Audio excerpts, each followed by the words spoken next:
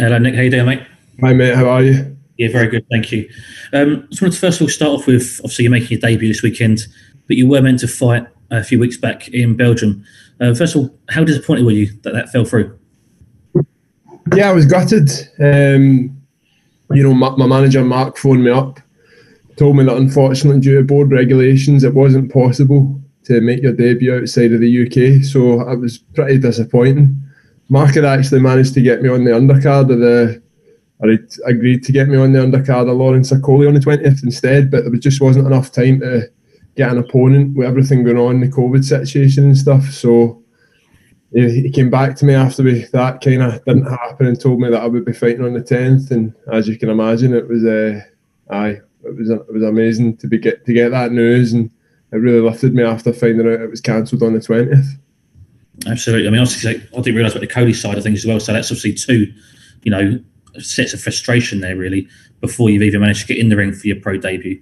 But is this a bit of a blessing in disguise? Obviously, you're now on a bigger platform than what you possibly may would have been.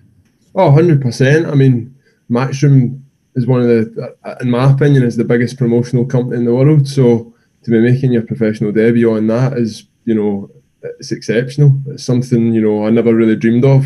I'm ready for it and I'm prepared to grab it with both hands. But at the same time, I'm quite a humble guy. I didn't really expect to be there. So the fact that I'm there, I'm going to go out and do the business and really put on a show and show everybody that I'm not a gimmick, not the rugby playing boxer. I'm here to prove that I'm prepared to step up to that stage, and when I get my chance, take it. Do you feel any more pressure added to you at all because it's on a bigger stage now? Listen, I'm used to pressure. I remember playing with Glasgow Warriors and Jersey Reds on Sky Sports, big European games against big teams from all across Europe, and you feel the same pressure. Obviously it's a different arena, it's an individual sport. I've not got 14 other men to lean on, but my professional rugby background has prepared me to deal with the pressure. And to be honest with you, don't feel pressure, then you probably shouldn't bother playing sport, because it's what makes you thrive and it's what makes you perform. You mentioned there, it's an individual sport. What or how much of a big difference is it to be doing this rather than the rugby? I get asked this question a lot, and it's a great question. The main thing for me is, every fight happens, there's a big space in between almost. So, every single fight's like a pre-season in rugby. It's the same intensity as what a pre-season is. So it's just a lot more intense, a lot harder. In rugby, you're playing every week, so you're just getting ready to play game by game, and it's about turning up on the Saturday. In boxing, everything goes into the week's training. So it's much more intense. They're both very physical sports, and there's obviously a lot of transferred over, but boxing's definitely, the training regime is a lot tougher. Have you found the transitions? Like you mentioned, obviously it's weekly games in rugby, so throughout the week you're training, whereas in boxing, obviously you're training camps, up to 12 weeks. So you may have a few months in between where it's not as intense. Have you found that sort of, trying to sort of sit back and not do as much training as you would do usually? To be honest with you, I'm pretty new to boxing in the grand scheme of things. So I'm always training. I'm always in the gym. I'm always trying to learn. I'm always trying to get the best sparring I can. I'm obviously not young, but I'm not old. I'm 31 years old. So I want to just try and learn and develop as quickly as possible. My manager, Mark's getting me the best sparring he can. He's getting me opportunities like this where I'm going to learn a lot. And that's all I'm trying to do, is just learn as much as possible, train all the time. Obviously enough, you can't train at 100% every week. You need to have your down weeks, but in the grand scheme of things at the moment, I'm trying to, always almost be in camp if I possibly can. And you mentioned sparring there. There's a picture circulated on social media a few days back, yourself and Anthony Joshua. Talk to me about what's the biggest learnings you've had in the gym and in sparring, whether it be AJ or anybody else. I never actually sparred Big AJ. I only got an opportunity to get a photo with the big man, but I watched him in training. That was a great experience to see a world level operator, one of the best fighters on the planet, training. But obviously I've been exposed to, been in with Mark McCauley, been in with Big Tommy McCarthy, my stablemate, Niall Kennedy down in Ireland, Mark McCauley, I think I said that. Been in with the GB lads down in Sheffield, Solomon Dacre, Delicious Ori, Courtney Bennett. So I've been exposed, in my short time and like I said, I've been exposed to some really top level operators, and I've been in and seen a lot of I've trained around the world with the Scottish amateur team in Thailand, Russia, Lithuania. So I've been chucked into the deep end considering my experience, and like I say, I think my professional rugby background, my athletic background has helped me be prepared for that. But I thrive on it, and like I say, every day is a learning day, and you just try and take as much in as possible and keep on the upward curve. Absolutely. And the last one from me, obviously you mentioned earlier, you're 31 years old. Are you looking to be fast-tracked? Obviously in the heavyweights, it's the most exciting division in boxing. Are you looking to be fast-tracked? Are you looking for titles? Have you planned a route at all, you think? I'm 31, but the way I see it, I've always lived the life. I've always been, training. I've always kept myself fit. I think I've got another 7-8 years at this. Obviously, who knows what can happen, but I'll just leave that up to Mark. I'll leave it up to, like Eddie putting me on shows and stuff like that, like this. And I'll just try and learn as much as possible and go as fast as they tell me to. Talk to my team, my trainers as well. And I'll just get my head down, keep working. But listen, I'm like I said, I'm not here to be a gimmick. I'm here to, mix it up, get involved. The heavyweight division is buzzing at the moment. And I'm happy to get in and mix it up and be a part of that and make a statement and show everybody that, I'm not a gimmick. Definitely. I see Mark's on the call here as well. Just very quick one for Mark. How excited are you at the potential and the prospect of Nick? You're on mute, Mark, sorry. Hello, can you hear me? Yeah, got you. Yeah. No, I've been very, very excited from the day I met Nick, but I did advise him at the time. I said, look, you're a professional sports, like he was at the top level in rugby. Sorry, my dog. Top level in rugby at the World Cup and all that. And then what's happened is he's. I said to him, go away, get as many fights as you can, the amateurs, win or lose, and then we'll have a real go because, I could get you to 10-0 myself, no sweat, but the minute you step up and fight somebody real, you get exposed. So you need to do it the hard way. And that's all I'm interested in. And he took himself away. He won the Scottish novices. We'll come back the next year. He won the Scottish intermediates. He came back the next year, won the Scottish elites. So in the 4 years that he had a real good proper go at the amateurs, he's won nearly all he could do. He lost a split decision in the GB final. He's lost split decisions at Delicious Ori. All these top kids have been boxing from a long time. So I'm very, very excited because he done all this as well. He lives in Jersey and trained himself in Jersey and went over to Scotland, say, a week before a fight and literally had very little sparring. But now that he's here, he's getting the best of everything. And believe me, the improvement has been like that, in the space of like the 3 months that he's moved to here to train, and the rounds, he's had over 100 rounds with, European champions, real top amateurs, everything. So yeah, everyone's in for a big surprise of what they're going to see on Saturday night, and I'm guaranteeing that. Fantastic. Best of luck for the weekend, boys. Thank you. Thank you. Thanks, James. If you go to Graham next, please. Hi, Nick. It's Graham from the Herald. How are you? Graham, how are you doing? All right? Oh, good. Yeah. Again, it kind of seems surprising that we've never had a Scottish heavyweight British champion ever. Was that something that's a target for you to be the first to have that title? Listen, you don't get into professional boxing, or in my opinion, you shouldn't get into professional boxing unless you've got aspirations of achieving things. I'm aware of the level that the British title is at the moment. Joe Joyce and Daniel Dubois were the last ones to fight for it. Joe Joyce is now going on to world level. Daniel Dubois, no doubt, will be back at world level. So, I know what would be involved in achieving that. But like I say, I got into this to make a statement, and I got into this to have a real proper go at it. So, that's the cherry or the icing on the cake, kind of. There's never been a Scottish guy before to do it, and that's got to be one of your goals. What do you kind of think about the state of Scottish boxing in general at the moment? Obviously, Josh is world champion, Lee McGregor, Cash is on the same card as you on Saturday night. How do you feel about joining that at the moment? Listen, those guys are right up at the top of the sport just now, Josh Taylor especially.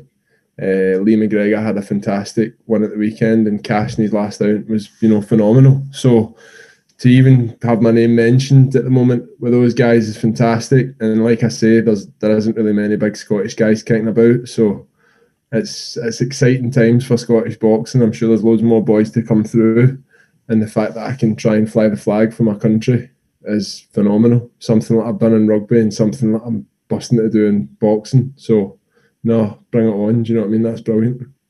And just final from me, Nick, any of your old Warriors teammates been in touch, Finn or Richie Gray or any of these guys? I was on the phone to Big Richie a couple of days ago. Finn messaged me a couple of days ago. Adam Ash, Johnny, John Welsh. I still really, keep in touch with all the boys. So they're all buzzing about it. A couple of them are posting stuff online. Ryan Wilson messaged me as well. So all great bunch of boys, all guys I consider proper friends now. So they're all keeping in touch. I'm glad to see they're doing well with the national team and Glasgow Warriors, and just buzzing that they're all involved and interested. I was going to say they had their big moment in Paris a few weeks ago, so this is your turn now. Aye, definitely. We'll see. We won't let them down. We'll put it in for the Scots. Magic. All the best, Nick. Cheers. Thank you, mate.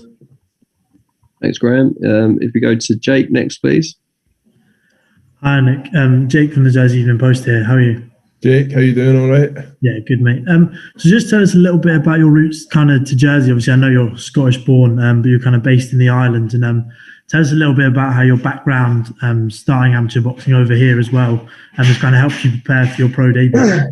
Listen, the islands, a hidden gem in my opinion. There's a lot of talented athletes on the island. They're talking about the British Lions coming to Jersey to train at Strive now. So I think Jersey is on the up in terms of sports. I've started off boxing with Alan and Ben up at Boxing Business, and Dave and Big Ben down at LH. I've also boxed on the Leonis show, and it's a fantastic island. There's so much happening for such a small place. It's only 9 by 5 miles, but I'm proud to call it my home. I'm a proud Scotsman, but I'm a Jersey Scot. So just buzzing to have Scotland and the island behind me. Buzzing that I managed to start off in Jersey, and it's a fantastic place. I love it. Definitely. And obviously a lot of stuff in Jersey as well, people talk about having to kind of get off the rock essentially to make a name for yourself. How hard has it been for you, obviously still having to base yourself in Jersey whilst travelling away and abroad to compete regularly? Well, like Mark said, before a lot of my fights, I would only have a couple of spars. Sometimes before going into fights, I had no sparring. And to add on top of that, it's hard enough to get a spar being a heavyweight. There's not many of us. So I added a lot of challenges. But like I say, it's my home. So I'm happy to fly the flag. Obviously enough, you need to get off and train, and you need to go off and challenge yourself in different environments. It's part of the sport, wherever you are in the world. So but if you set your mind to it and you push yourself and you've got the right people behind you, like Mark and my coaches, and obviously getting an opportunity like this in a matchroom undercard, anything's possible if you set your mind to it. Definitely. And just last one from me. In terms of the opportunity this weekend, how big is this opportunity, and how important is it to you that you do put on a top performance in the hope that hopefully you can get on more matchroom undercards in the future? Listen, I think, like I said, there's no bigger stage to make your professional debut on a fantastic card. Like I say as well, I bring a lot of different people at the party, given my rugby background. There's a lot of people who wouldn't particularly watch boxing before that will be interested in watching boxing now, because it's a guy they've watched play rugby. We've got a lot of supporters and a lot of people from the rugby days messaging me, backing me up. So I'm looking forward to bringing them into the arena, getting them when we can get people back in to watch, and also getting them to tune into Sky Sports, whatever it is, to watch me fight. And like I say, I'm here to make a statement. I'm not here to, tick a box. I'm here to make a statement and show everybody that, like Mark said, all the work I've been doing is going to prove well on Saturday night. And yeah, bring it on. Get the rugby lot behind us, the Scottish, the Jersey, everybody. Let's go. Perfect. Good luck for this weekend, Nick. Thank you, mate. Thanks, Jake. If we go to Danny Flexen next, please. Hi, Nick. How you doing? Danny, how you doing? Yeah, good, mate. Thank you. Are there any particular athletes out there that have served as inspiration for you who've transitioned from one sport to another? Yeah, I actually played with one of them at Glasgow Warriors, Gerwyn Price. He came on loan for 6 months from the Newport Gwent Dragons. We had an injury crisis. And Gerwyn actually is now I'm sure you're all aware, he's the world darts champion. So, that just shows you a guy who completely transitioned. I know it's not boxing, but just goes to show you it can be done. Curtis Woodhouse is another one. Football to boxing, became a British champion. He actually fought Willie Lemon. I don't think he would beat Willie Lemon, but he still become a British champion. Nobody can never take that away from him. And they're probably the biggest two, the first that come to my mind. Sonny Bill, obviously, over in New Zealand as well, is having another dabble at the boxing. So Sonny Bill, if you're listening and you need any sparring, give me a shout. Be good to get in with Sonny Bill. But all these guys are an inspiration, do you know what I mean? And it just shows it can be done if you apply yourself. And on a similar note, anyone that you've played against or with that you think might have the unique talents required to succeed in boxing if they decided to give it a go? It's an interesting one. Really good mate, to this day, John Welsh. He actually boxed amateur when he was young. Still fancies himself, and he tells me quite regularly that if I need any sparring against chubby guys, he's up for it. He's a prop, so he'll be happy that I've gave him a shout out. But listen, I think a lot of people that watch boxing maybe don't watch much rugby. But it's a very attritional and physical sport, and there's a lot of athletes, real specimens that play the game. And there's a lot of guys who, if they did set their mind to it, no doubt could probably, at least at amateur level, get to national level. Who knows? And I'm sure there's a lot that have crossed over from rugby to boxing that I'm missing out.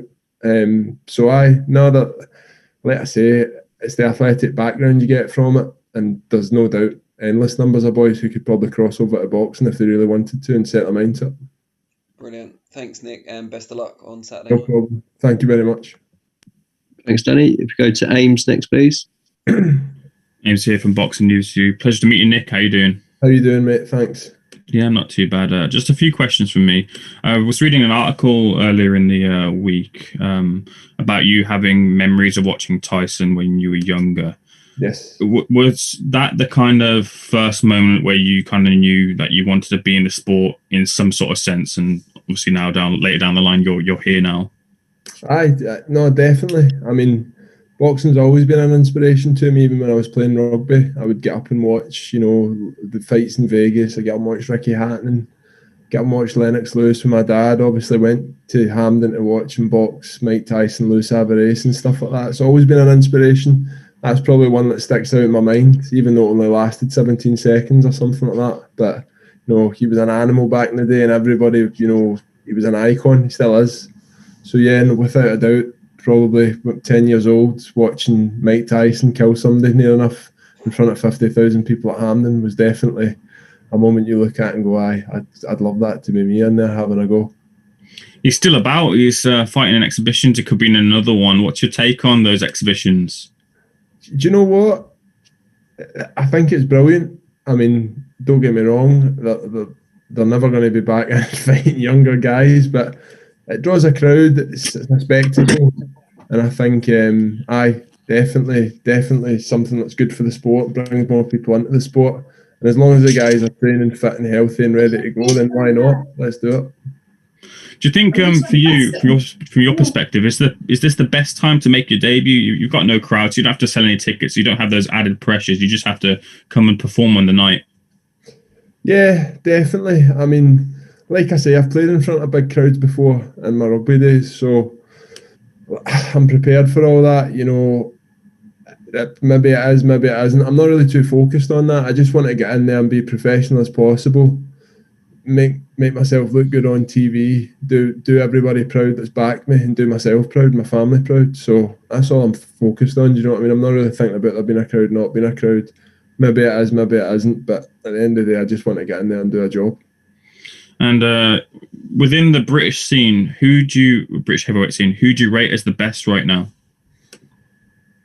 It's a hard question, but I suppose we'll find out when Anthony Joshua and Tyson Fury fight each other. But it's got to be one of those two, without a doubt. So hopefully that gets made shortly and we can all sit back and watch it. I know I'll definitely be tuning in. Wish you all the best at the weekend, Nick. Thank you.